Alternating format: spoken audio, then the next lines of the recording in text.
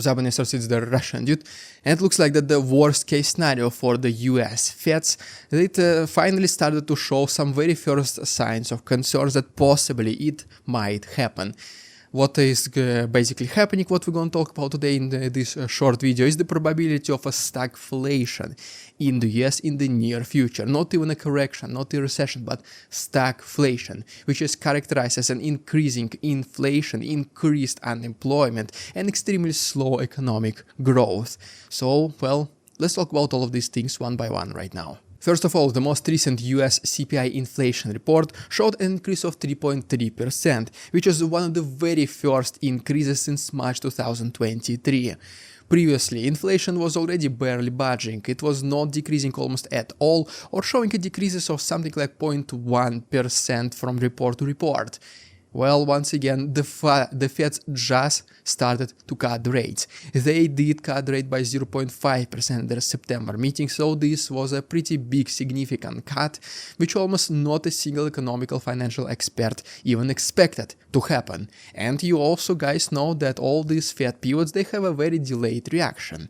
Which basically means that as soon as Feds do cut the rates, which in the future is intended to also increase the economic activity and also increase the inflation, it will take several months before the effects on the economy are felt by the people. And well, right now, what do we see? Less than a month passed from the Fed pivot and we already see the inflation which is reaccelerating. Which basically means this Fed rate cut, which already happened, well, eventually it might reaccelerate the inflation even faster than the Feds are anticipating or thinking it will happen. Another problem is that this last week 258,000 people asked for unemployment benefits, which is also higher than the expected number of 330,000, which is an increase of approximately 10% or so. As you can see, even in this case, second thing besides inflation is the unemployment, which is also right now, as you can see, is slowly started to go up as well. We also talked about in my previous videos that the US GDP and just in general the economic growth is not as fast as the government would want it to happen, which is, I would say, yeah, makes sense, because right now the rates are still extremely high. They used to be obviously higher than they are right now, but they're still pretty high. So right now the Feds are trying to just restart the economy, and until it happens, it will be going through a very difficult stage. It is almost like starting an old car during winter. Eventually it will start, but it will take several times to start the ignition. It will take you several attempts to actually restart it. So basically, as you can see, we have a relatively perfect recipe for a disaster.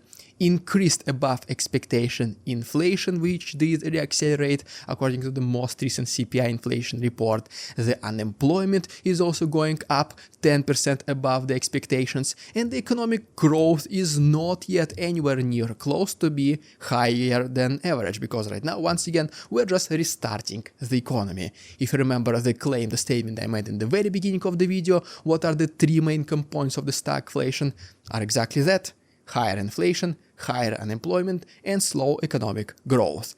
We just saw the Fed pivot happening, so once again we are yet to see the actual effects on the economy because of the delayed reaction. But well, the very first earliest signs of stagflation already started to show, which is the worst case scenario for Feds. Even Jerome Powell himself mentioned that in case stagflation does happen, this is going to be absolutely unacceptable for me. This means that they failed at their job completely and miserably. Well, let's see. The time will tell. I will always be here to give you such updates. So if you want to watch more videos like this, please like this video, subscribe to my channel. Thanks so much for watching. See you tomorrow.